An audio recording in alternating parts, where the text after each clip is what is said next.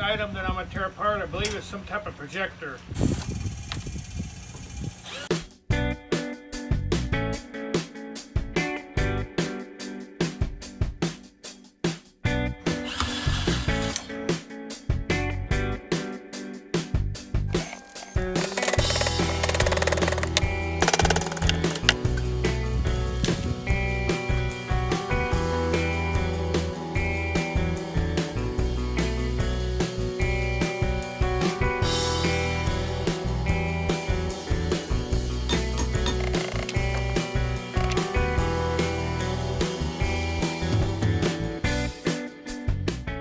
Everything we covered from the projector was almost a quarter pound of aluminum, 1 pound of copper, very small amount of insulated wire, about 12 pounds of steel, close to $5 estimated value. Is it worth it?